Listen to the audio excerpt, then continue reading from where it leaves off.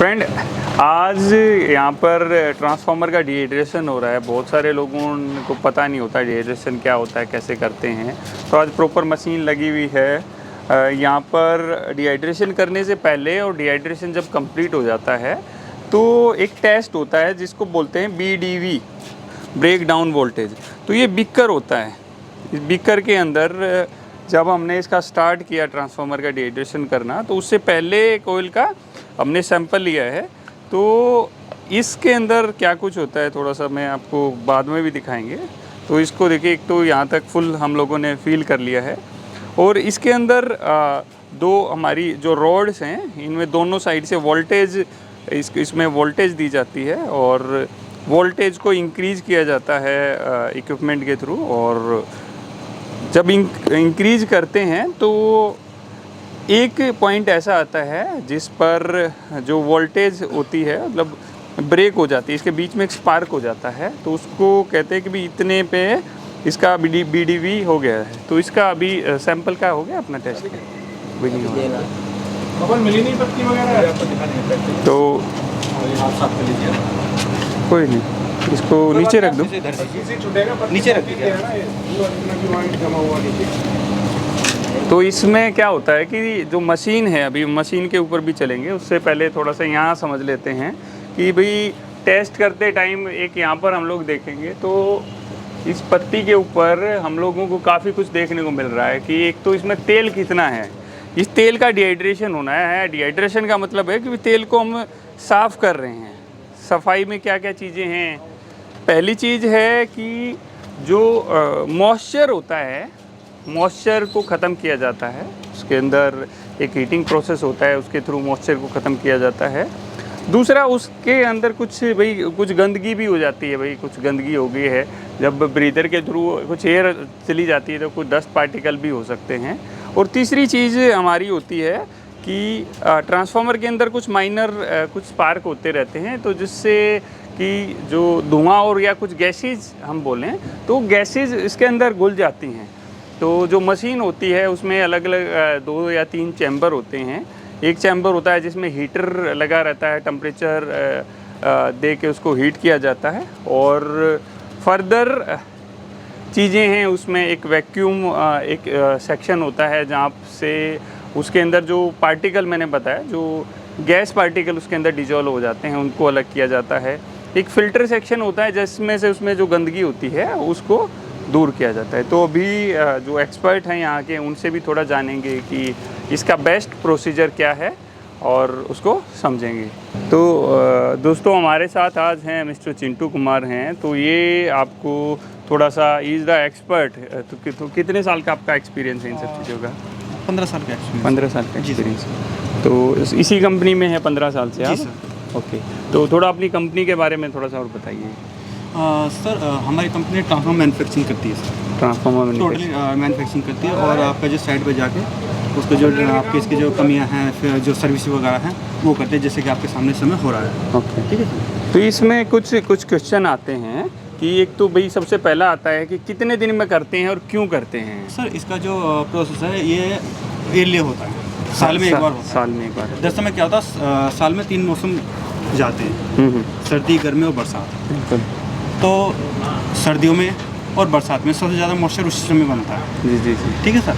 तो इसमें ऑयल में क्या होता है, मॉइस्चर डिजोल्व हो जाता है। जी जी। और जो इसकी वेंडिंग होती है, जी जी। वेंडिंग पेपर वेंडिंग होती है, तो जैसे जैसे ट्रांसफार्मर हीटिंग में आएगा, हीटिंग में आने पे क्या होता है, इसमें ट्रांसफार्मर की जो वेंडिंग होती है उसका पेपर इंसुलेशन होता है, वो एक लिक्विड छोड़ता है जो ऑयल में डिजोल्व हो जाता है। ओके। ऑयल को वो गाढ़ा कर देता है। उसमें क्या होता है, आपका एक तो वेंडिंग का सर्कुलेशन कम हो जाता है। जी जी। ऑटोमेटिकली ये जर्क लोड लेने लगता है, जैसे कि बेफिजुल की बिजली जो खाने लग जाता है, जी जी। वो हो जाता है। और इसमें कंडक्टर बनने लग जाता है एक, जैसे आपने इसमें पोर्ट में दिखाया गया है। जी जी। जिसकी BDV चेक करते हैं, कितने वोल्ट पे जाके स्पार्क कर रहा है, कितनी इसकी BDV है। ठीक है सर। तो नॉर्मली वही चीज़ इसके अंदर होने लग जाती है। जैसे जैसे मॉइस्चर बढ़ेगा जी जी। वैसी वैसी इसके ऑयल की कैपेसिटी घटेगी, उस हिसाब से जर्क लोड लेगा।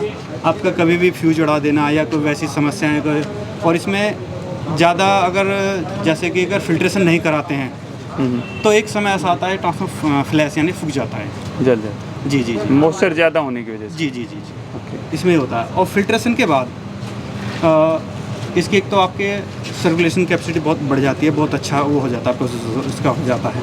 और जो थोड़ी माइनर चीज़ें हैं जैसे कि आपका ये सिलिका जेल ब्रीदर है, ये स्मोक ब्रीदर इसका हो रहता है मॉइस्चर ख़त्म करने के लिए, ये चेक हो जाता है। जैसे आपकी इसकी लीकेज वगैरह है, कुछ कमियां हैं, ये हर साल ये चेक की जाती है। ओके। हाँ जी। तो जैसे नॉर्मली आपने बहुत सारी जगह डिहाइड्रेशन कराया होगा जी। तो जो स्टार्टिंग में बीडीवी लेवल अगर चेक करते हैं तो कितना नॉर्मली रहता है? ये सर ऐसे होता है, ये आपका ट्रांसफार्मर की कैपेसिटी के ऊपर बात होती है सर, जी, कि आपका किस रेटिंग का ट्रांसफार्मर बना हुआ है। जैसे कि आपका ये 11 kV से 433 बना हुआ है, 33 से 433 होते हैं, 4 यानी 33 से 11,000 के वो होते हैं। जी जी जी जी इस तरीके से होते हैं सर ये। जी जी तो इसमें एक वैल्यू का जो इसका वो होता है कि स्टैंडर्ड बीडीवी होती है, जिसे हम ब्रेक डाउन वोल्टेज कहते हैं। जी जी जी इसकी जो स्टैंडर्ड वैल्यू 40 kV होती है सर। 40 kV होती जी।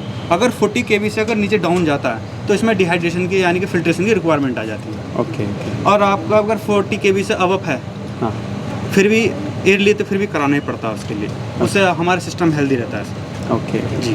तो इसमें और क्या क्या चीज़ें हैं? जैसे एक तो ये हो गया कि क्या क्या चीज़ें ख़त्म करता है और क्या प्रोसेस रहता है, अगर हम इस पे प्रोसेस की बात करें तो? ये आपको हम मशीन पे चलते हैं, हम बताते हैं Okay. क्या क्या प्रोसेस होता है। ये तो हमारा आपका ये ट्रांसफार्मर का आउटलेट हो गया, ठीक है। ठीक है। और ये आपका हुआ कंजर्वेटर, हाँ हाँ इसमें आपका ये इनलेट हो गया जी जी मशीन का। जी जी।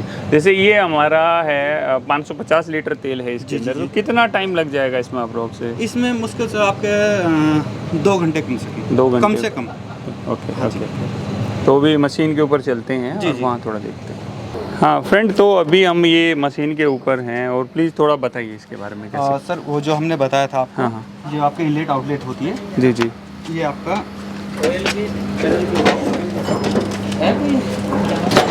होगा inlet. Okay, dry okay. Inlet हो गया आपका ऑयल इनलेट। ओके। इस तरीके से ऑयल लेगा हाँ, हाँ। और ये था आउटलेट, यानी ओके। क्लीन करके वापस वापस ट्रांसफार्मर में भेज देता है सर। जी जी इसमें प्रोसेस क्या है सर? सबसे पहले आता है आपका इस पंप में, ओके। इनलेट में। ये पंप सक करता है अपना? जी जी जी।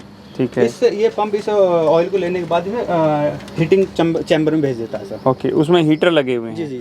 तो कितना टेम्परेचर तक रहता है उसके अंदर? उसके अंदर सर 55 डिग्री सेल्सियस हम इसका टेम्परेचर करते हैं सर। ओके, 55 डिग्री से, ठीक जी, है। जी। तो उसके बाद में किस में जाएगा? फिर उसके बाद में आप इधर आइए।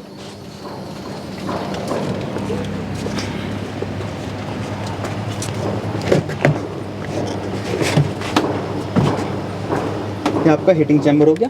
जी जी हीटिंग चैम्बर से ऑयल को गर्म किया जाता है। ठीक है। गर्म होने से क्या होता है, जो ऑयल हमारा थोड़ा गाढ़ा होता है हाँ हाँ या उसके अंदर मॉइस्चर वगैरह रहते हैं, वो उसकी चीज़ को ये जला देता है, ख़त्म कर देता है। ठीक। ऑयल ये थोड़ा हीटिंग होने के बाद थोड़ा सा पतला हो जाता है, ठीक है। फिर ये जाता है सर हमारे 40 माइक्रोन का फिल्टर चैम्बर है, ओके। ठीक है सर। तो मोटे पार्टिकल होते हैं, जैसे बोलते हैं डस्ट पार्टिकल वगैरह रहते हैं, या पेपर के जो थोड़े बहुत पीसेस आते हैं वो इसमें रुक जाते हैं, ठीक ठीक है। है। फिर आते हैं सर 5 माइक्रोन में। ओके, ये हमारा 10 माइक्रोन, 40 माइक्रोन। 40 माइक्रोन, ये ओके। आपका 5 माइक्रोन। ओके। तो जो इसमें कार्बन पार्टिकल्स होते हैं जी जी जी वही आपका 5 माइक्रोन के फिल्टर में रुक जाता है सर, ठीक है। इसके बाद क्लीन होने के बाद हमारा सर इसमें जाता है, फिर आगे चलिए जी जी बैक साइड में इसका फ्रंट पर फिल्टर होने के बाद फिर हमारा आता है डिगेजिंग चैम्बर में। ओके। डिगेजिंग जैसे कि हमारा इसमें ये कैसे, क्या कुछ होगा? हम इसके बारे में बताइए। डिगेजिंग चैम्बर इसलिए होता है, जैसे कि हमारा ऑयल गर्म होता है, उसमें जो मॉइस्चर होता है, मॉइस्चर होने के बाद जो वो जल जाता है उसकी स्टीम बन जाती है। और जो इसके अंदर ऑयल के अंदर जो गैस होती है, जिसे हम एसिटिलीन गैस बोल देते हैं, वो डिजोल्व हो जाती है, ठीक है। वो इसमें आती है, इसमें शावर लगा हुआ है, Okay. ऑयल नीचे गिरता है और जो आपकी गैसेस हैं या मॉइस्चर जो वेपर बनता है, इसकी भाप बन जाती है, उसको वैक्यूम के जरिए हम उसे बाहर कर देते हैं सर। ओके। तो ये एक पंप लगा हुआ हाँ है, जी, ये हाँ, भी? ये वैक्यूम पंप है ये, ओके ओके ओके, ठीक है सर। जब वैक्यूम पंप से इसको क्लीन कर दिया जाता है सर। ठीक है। क्लीन करने के बाद में जो फाइनल प्रोसेस होता है, इस पंप से होता हुआ सीधा आउटलेट आपका ट्रांसफार्मर में चला जाता है। ओके। तो ये कब तक सर्कुलेट होता है, कितनी देर तक हम इसको सर नॉर्मली? इसका हम रिजल्ट के ऊपर वो करते हैं सर, डिपेंड रहते हैं रिजल्ट के ऊपर, Okay. कि आपका रिजल्ट 1 घंटे में आए या 2 घंटे में आए, इसका कोई समय नहीं पता कितनी देर में आई है। ओके ये ऑयल के ऊपर वो होता है, डिपेंड करता है ऑयल की कंडीशन क्या है, ओके ओके। ऑयल में कुछ कमी तो नहीं है वगैरह। जी, बहुत सारी चीज़ें होती हैं सर। उसके लिए टेस्ट करने के लिए हम आपको जो बताया था आपने BDV, हाँ हाँ, उसके लिए BDV टेस्ट किया जाता है सर। ओके। तो अभी करके देखेंगे एक हाँ बार जी सर, BDV हम टेस्ट। आपको उसका BDV आपको लाइन करके दिखाएंगे सर। ठीक है, तो अभी इसको स्टार्ट कर देते हैं। जी सर।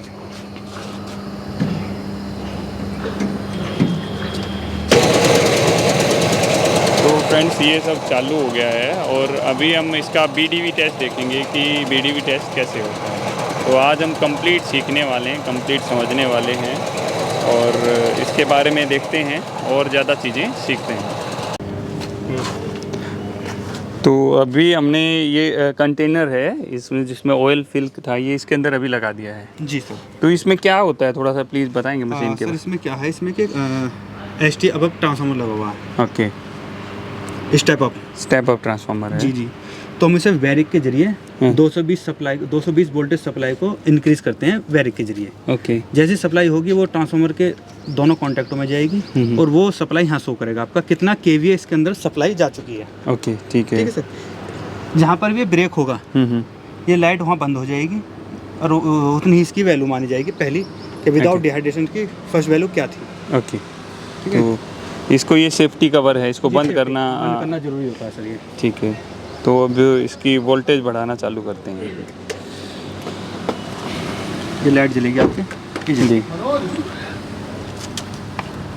इसको हम धीरे धीरे इंक्रीज कर देंगे।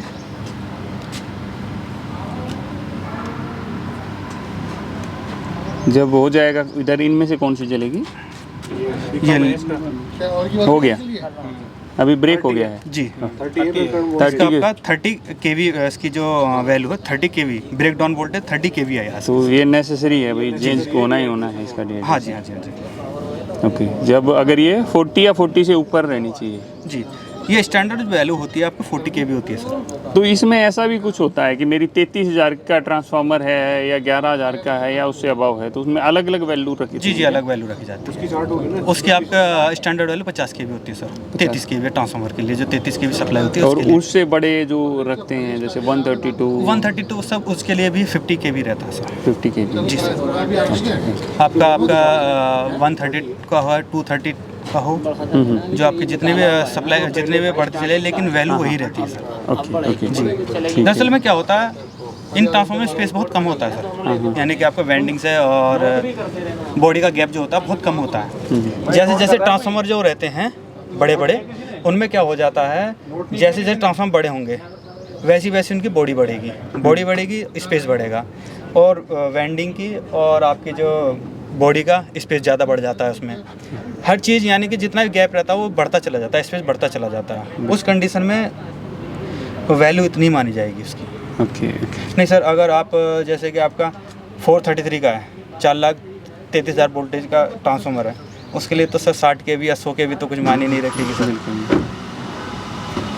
हाँ, जो इसकी जो BDV जो होती है वो लास्ट 100 kV तक की आती है, उससे ऊपर BDV टेस्ट नहीं होता है सर। और क्या क्या चीज़ें होती हैं जो चेक करते हैं इसके अंदर, जैसे BDV के अलावा? सर वो दरअसल में क्या होता है, BDV के अलावा जो टेस्ट होते हैं वो होते हैं सर लैब टेस्ट। ठीक है सर। जैसे कि आपका PPM हो गया और आपका DJ टेस्ट हो गया, एसिलिन टेस्ट हो गया और आपका वाटर कंटेंट वो हो गया। जी सर। इसमें टोटल सर आपके कम से कम 17 से 18 टेस्ट होते हैं सर ये। जी जी, जो लैब टेस्ट होते हैं ये। तो लेकिन वो तो उनका उन सारे टेस्टों का एक ये स्टैंडर्ड टेस्ट है BDV टेस्ट। ये सबसे ज़्यादा स्टैंडर्ड सर ये होता है।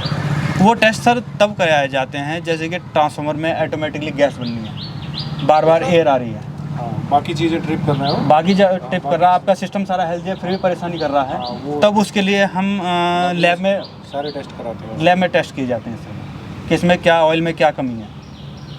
फिर उसी के उस बेसिस पे उस ट्रांसफार्मर का उसी हिसाब से फिल्ट्रेशन किया जाता है। अगर वो कमियां दूर नहीं होती हैं फिर उसके लिए एक ही वो रहता है कि सिर्फ ऑयल चेंज होगा तभी उसकी। जी सर। कितनी कॉस्ट आती है उनकी 17 टेस्टों की लगभग? सर ये तो के बराबर होती है, उनसे ज़्यादा? नहीं सर, बहुत कम से कम अगर अनुमान लगाया जाए,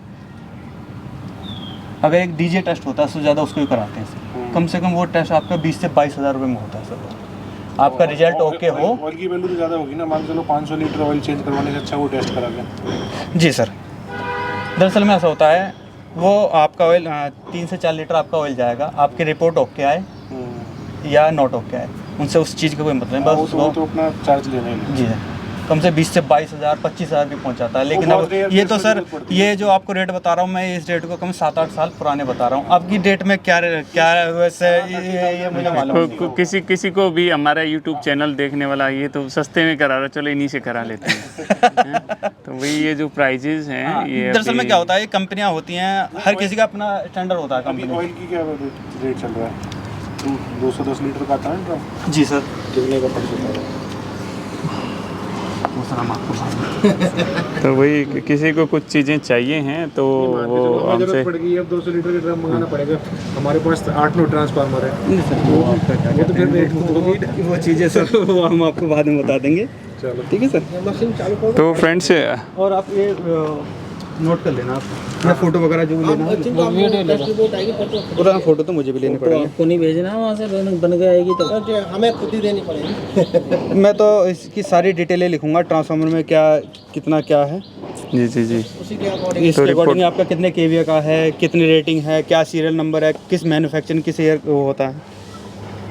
तो इतने पे हो गया है ये, अभी दिख रहा है कि 30 केवी पे इसका। जो वैल्यू है उनकी वो 30 kV। तो फ्रेंड अगर आपको ट्रांसफार्मर से रिलेटेड कुछ चीज़ें करानी हैं, डिहाइड्रेशन कराना है, और दिल्ली एनसीआर में आप करते हैं? सर दिल्ली एनसीआर में नहीं करते सर, हम आप नोएडा नोएडा नोएडा दिल्ली में नहीं जाते, वैसे दिल्ली स्टेट नोएडा में जाते हैं। नोएडा के अंदर आपका है, आपका नोएडा हो, गाजियाबाद हो, ठीक और है। कहीं भी जा सकते हैं। तो जो अगर हमारा कोई यूट्यूब देख के आपका कराता है तो उन लोगों को डिस्काउंट वगैरह तो आप देंगे कुछ ना कुछ? सर सब डिस्काउंट मिलेगा सर, ऐसी बात नहीं। तो फ्रेंड, तो आपकी कंपनी का नाम क्या है? हमारी कंपनी आरती इलेक्ट्रिकल इंजीनियर के नाम से कंपनी है, हमारे गाजियाबाद में कंपनी है सर। जी जी, हम ट्रांसफार्मर फिल्ट्रेशन वगैरह और ट्रांसफार्मर न्यू मैन्युफैक्चरिंग भी करते हैं सर। ओके, आपकी फैक्ट्री है जी सर, हमारी खुद फैक्ट्री है अपनी। ओके, कहाँ पर है आपका ये आपके गो सिटी के पास है सर। ओके, गौर सिटी के पास। जी जी।